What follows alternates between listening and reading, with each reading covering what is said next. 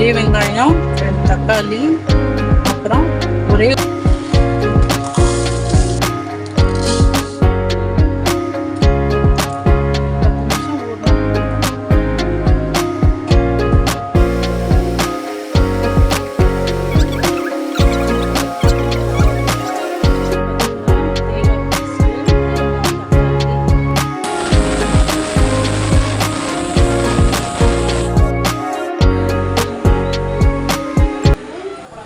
Hello friends, இன்னைக்கு Wednesday. என் பொண்ணு ஆசைப்பட்டு சிக்கன் பிரியாணி வேணுமா அப்படின்னு கேட்டா, ஸ்கூலுக்கு போயிருக்கா. வர்றதுக்குள்ள டக்குன்னு இந்த ரெசிபியை செஞ்சு முடிச்சிடலாம். என்னென்ன இன்க்ரீடியன்ஸ் போட போறேன், எப்படி சமைக்க போறேன் எல்லாத்தையும் நான் வீடியோவில் காமிக்கிறேன். ஓகேவா? லேட் பண்ண வேணாம், வீடியோவுக்கு வாங்க போகலாம்.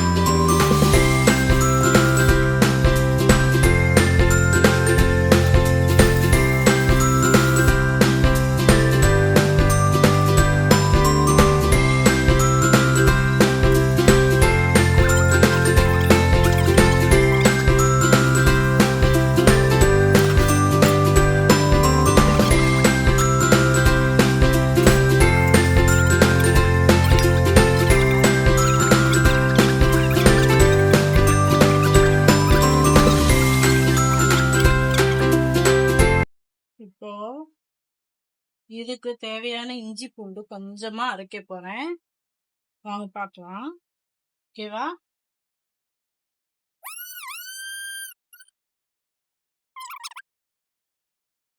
ரெண்டு பெரிய வெங்காயம், 2 தக்காளி, அப்புறம் ஒரே ஒரு பச்சை மிளகாய் காரத்துக்கு. இதை கட் பண்ணிடலாம்.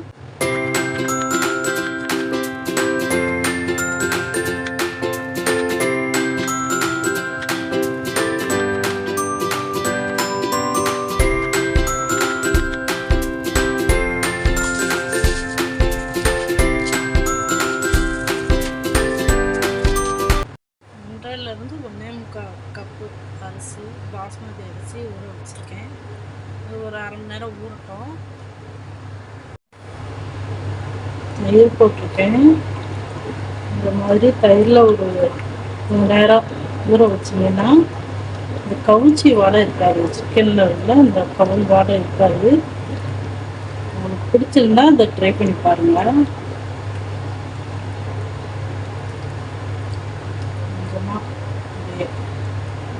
ஊறட்டும். 10 நிமிஷம் ஊறினா போதும். என்ன இன்க்ரீடியன்ஸ்னு பார்த்துடலாம். வெங்காயம், தக்காளி, ஒரு பச்சை மிளகாய், ஒரு கொத்து கருவேப்பிலை, கொத்தமல்லி. கொஞ்சம் அரைச்சும் சேர்த்துக்கலாம், அரைக்காமே கொஞ்சம் சேர்த்துக்கலாம். ஓகேவா? இந்த இன்க்ரீடியன்ஸை ஃபாலோ பண்ணுங்க. இதுக்கு மேலே பட்டை, கிராம்பு, சோம்பு, சீரகம் இந்த மாதிரி இன்க்ரீடியன்ஸ் சேர்க்கணும். கரம் மசாலா. ஓகேவா?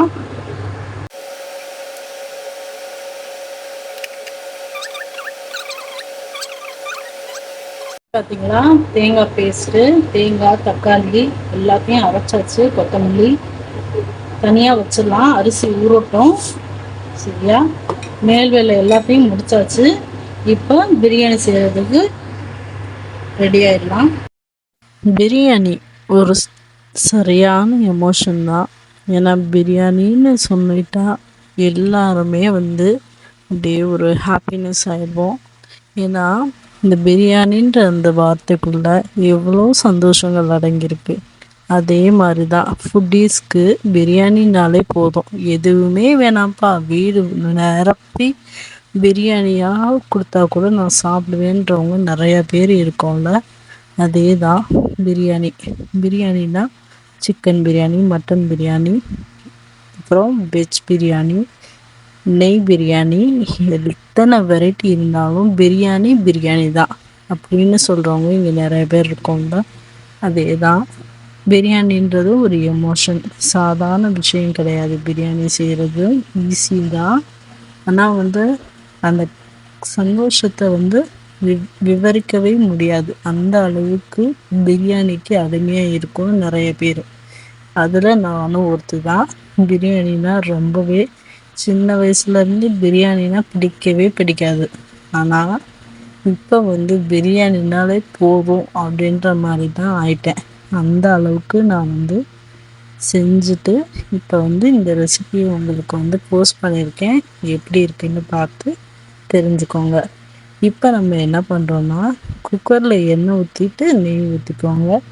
எண்ணெய் நெய் ரெண்டுமே நல்லா காயட்டும். காஞ்சதுக்கப்புறம் அடுப்பை சிம்மில் வச்சுக்கோங்க. இப்போ ஒவ்வொரு ஐட்டமாக போட்டுக்கலாம். பட்டை, கிராம்பு, சோம்பு, சீரகம் எல்லாத்தையும் போட்டு நல்லா வதக்கிக்கோங்க. பட்டை, கிராம்பு, சோம்பு, சீரகம் இது தனியாக அரைச்சி ஒரு பக்கம் வச்சுக்கலாம்.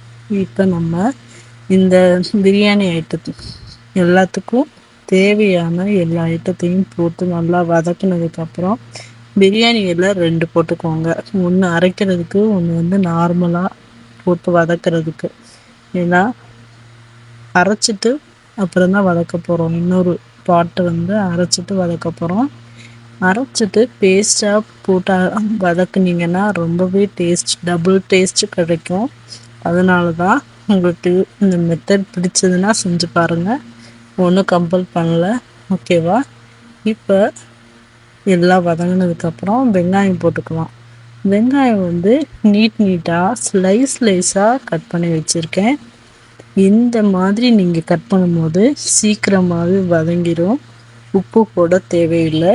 நான் உப்பு வந்து கடைசியில் தான் போட்டேன். அதனால நீங்களும் இந்த மாதிரி மெத்தடை ஃபாலோ பண்ணுங்கள். ஓகேவா? இப்போ இஞ்சி பூண்டு பேஸ்ட்டு 1.5 ஸ்பூன் அளவுக்கு நல்லா போட்டுக்கோங்க. இஞ்சி பூண்டு எந்த அளவு சேர்க்குறோமோ அந்த அளவுக்கு பிரியாணியோட டேஸ்ட்டு கூடுதலாகவும் இருக்கும். ஓகேவா ஃப்ரெண்ட்ஸ்? இப்போ நீங்கள் என்ன பண்ணுறீங்கன்னா, இது எல்லாத்தையும் ஒன்றோட ஒன்று மிக்ஸ் ஆகிற அளவுக்கு நல்லா வதக்கி விட்டுக்கோங்க. வதக்கி விட்டுட்டு இப்போ நம்ம அந்த அரோமேட்டிக் ஸ்மெல் எல்லாமே வந்து அதில் இறங்கிடும். ஏன்னா இஞ்சி பூண்டு, வெங்காயம், அந்த பட்டை, கிராம்பு, சோம்பு, சீரகம் இது எல்லாமே சேர்த்துருக்கோம்ல பிரியாணி இலை, இதில் உள்ள அந்த ஸ்மெல் எல்லாமே அந்த ஆயில் கீழே இறங்கிடும். அதோடு மிக்ஸ் ஆகிடும். இப்போ தக்காளி சேர்த்துக்கலாம்.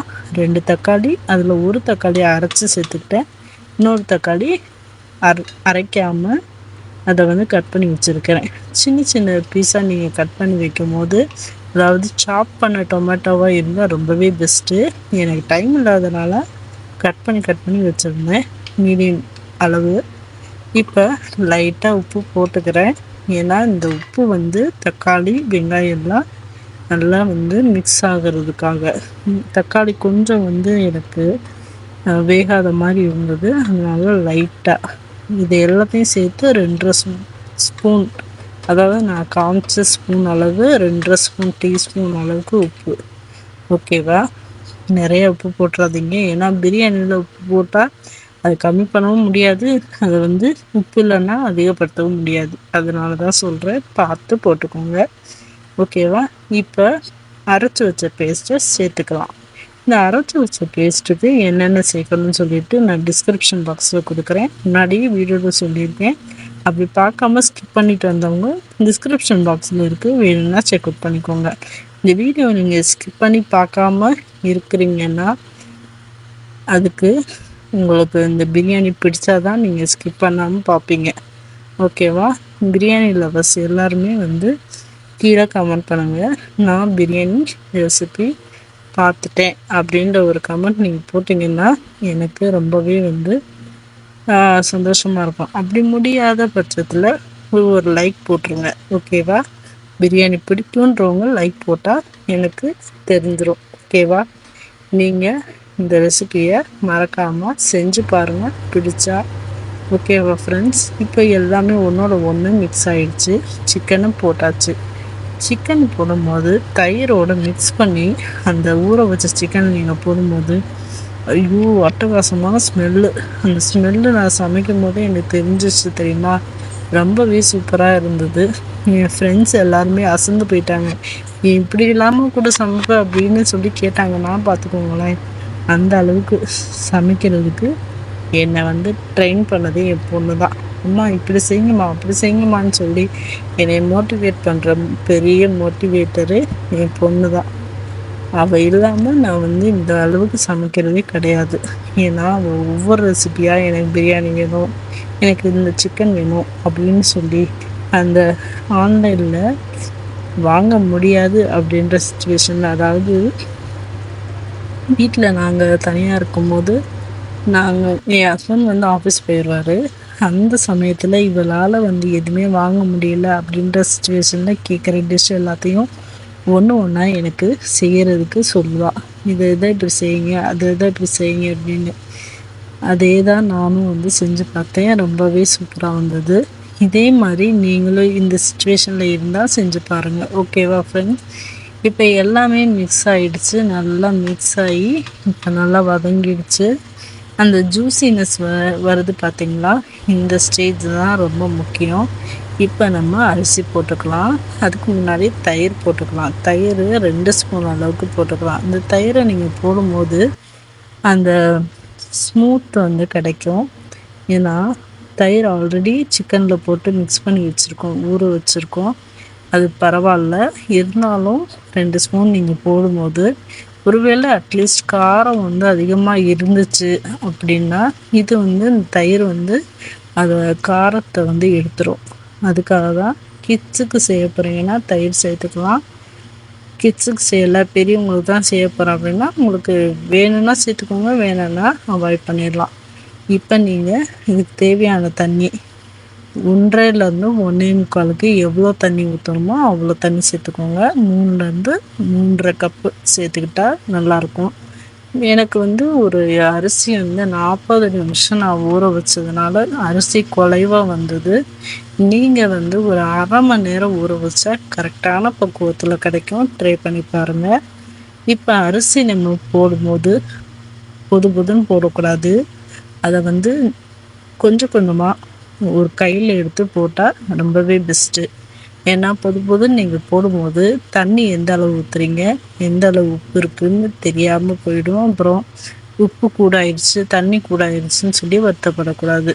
அதுக்காக தான் சொல்கிறேன். கொஞ்சம் கொஞ்சமாக போட்டுட்டு அதை ஸ்ப்ரெட் பண்ணிக்கிட்டால் போதும். மிக்ஸ் பண்ண வேண்டாம். மிக்ஸ் பண்ணிட்டீங்கன்னா சொதப்பேரும், ஞாபகம் வச்சுக்கோங்க. இப்போ என்ன பண்ணுறீங்கன்னா இந்த அரிசியை போட்டதுக்கப்புறம் அப்படியே ஸ்ப்ரெட் பண்ணிவிட்டு கொத்தமல்லி தழை போட்டு நல்லா அப்படியே வந்து ஒரு 10 நிமிஷம் அப்படியே குக்கர் மூடி வைக்காமல் அப்படியே இருக்கட்டும். 10 நிமிஷம் கழித்து நீங்கள் விசில் போட்டு குக்கர் மூடி வச்சிங்கன்னா ரொம்பவே ஒரே விசிலில் சீக்கிரம் ரெடி ஆயிரும். ஒரு 7-8 நிமிஷத்தில், மிஞ்சி போனால் ஒரு 10 நிமிஷத்தில் ரெடி ஆயிரும். ரெடி ஆனோடனே அவ்வளோதான், விசில் இறங்கி நீங்கள் எல்லாருமே சந்தோஷமாக சாப்பிட்லாம். இந்த ரெசிபி உங்களுக்கு பிடிச்சிருக்குன்னு நம்புகிறேன். பிடிச்சிருந்தா லைக் பண்ணி, ஷேர் பண்ணி, கமெண்ட் பண்ணி, சப்ஸ்கிரைப் பண்ண மறந்துடாதீங்க. இந்த ரெசிபி எப்படி இருக்குன்னு கீழே கமெண்ட் பண்ண முடிஞ்சால் பண்ணுங்கள். அப்படி இல்லையா ஒரு லைக் பட்டனை மட்டும் தட்டி விட்டு போயிருங்க, எனக்கு நோட்டிஃபிகேஷன் வந்துடும். ஓகேவா ஃப்ரெண்ட்ஸ்? நெக்ஸ்ட் வீடியோவில் பார்க்கலாம். நெக்ஸ்ட் வீடியோ என்ன மாதிரி காரசாரமாக சமையல் வேணும்னு சொல்லி கீழே கமெண்ட் பண்ணுங்கள். ஓகே ஃப்ரெண்ட்ஸ், தேங்க்ஸ் ஃபார் வாட்சிங். நெக்ஸ்ட் வீடியோவில் பார்க்கலாம். பாய்.